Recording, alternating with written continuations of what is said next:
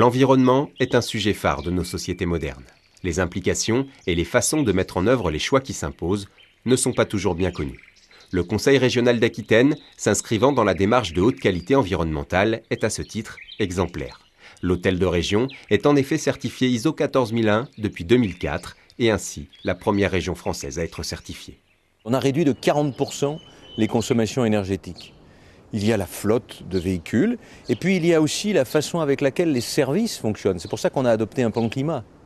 Il faut que les services fonctionnent, je dirais, ensemble avec la même volonté, que ce soit le service de développement économique, de formation professionnelle, la réflexion sur les formations du futur. Comment on va former les nouveaux artisans, chefs d'entreprise, ingénieurs, à l'éco-conception.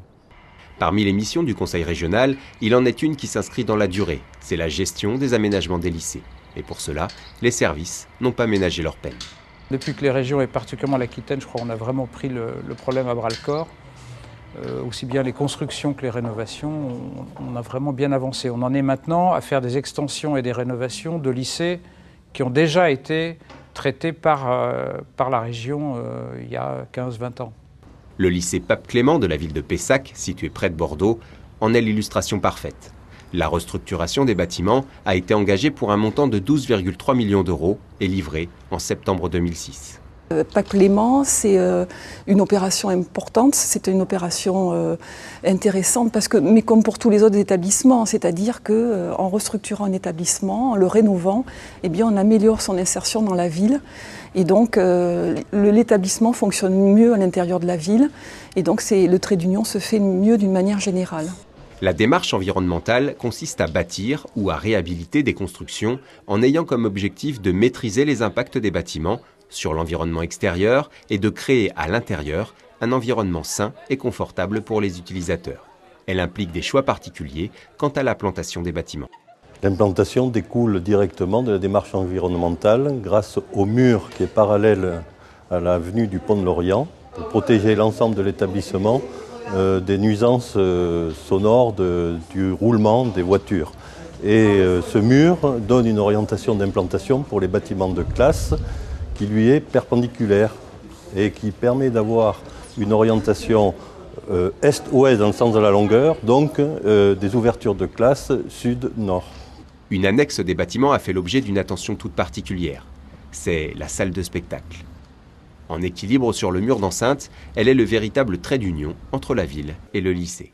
La salle de spectacle, c'est quelque chose d'assez unique. Je ne crois pas qu'il y ait en Aquitaine un lycée qui a un équipement de cette taille et de cette qualité.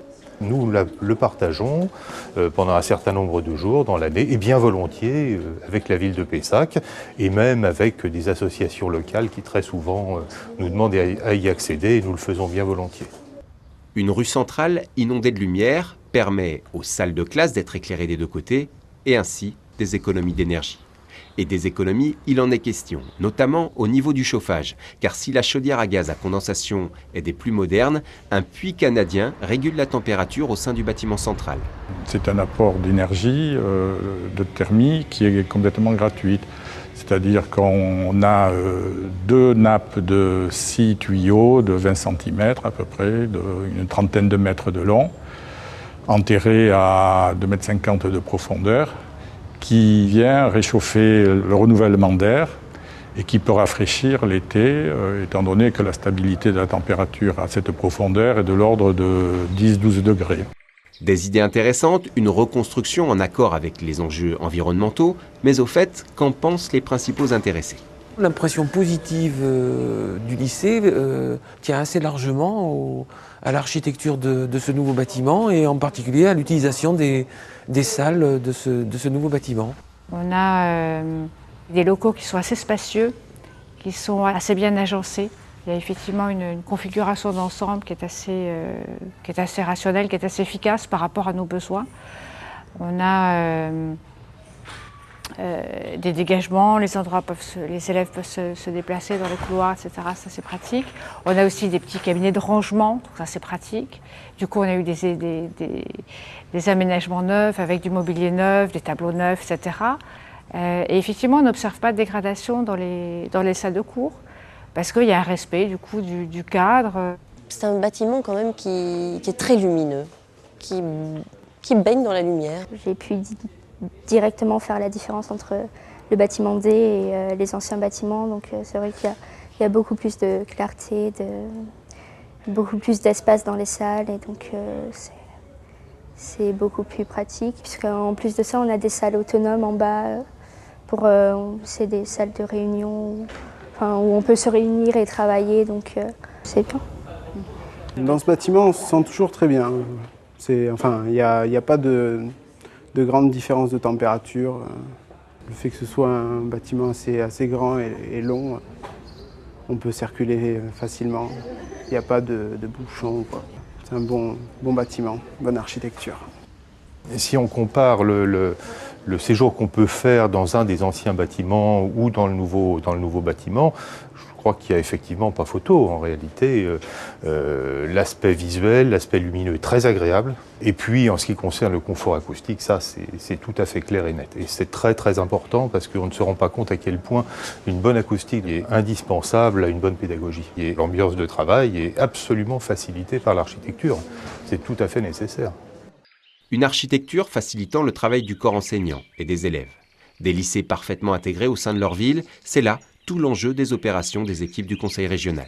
Pour que des élèves se sentent bien, il faut leur améliorer leurs conditions de vie, mais aussi pour que les enseignants enseignent bien, il faut aussi améliorer leur cadre de vie. Alors il n'y a pas que ça, mais c'est un enjeu considérable. Et on se rend compte avec les efforts qui ont été consentis depuis une dizaine d'années par le Conseil régional, que globalement on a une meilleure réussite aux examens, en particulier au baccalauréat.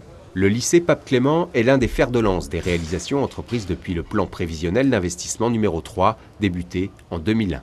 Le PPI numéro 4, en cours de préparation, devrait débuter en 2009 et portera sur un montant de l'ordre d'1 milliard d'euros.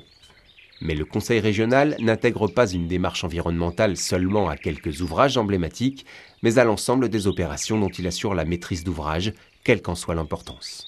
C'est justement à travers des lycées emblématiques de faire en sorte qu'ils servent de modèle, on va dire, c'est-à-dire qu'ils incitent non seulement le conseil régional à bâtir, à restaurer, à réhabiliter de cette façon, mais faire en sorte que les visiteurs, que ce soit finalement de jeunes visiteurs qui vont y passer quelques années, ou que ce soit le corps enseignant et les responsables des établissements, ils se rappellent cet exemple et ils aient envie, non pas de le reproduire exactement ailleurs, parce qu'en termes d'environnement, ce ne serait pas forcément cela, mais par rapport au cadre où ils vont être, c'est le souci finalement de s'en servir comme d'un exemple.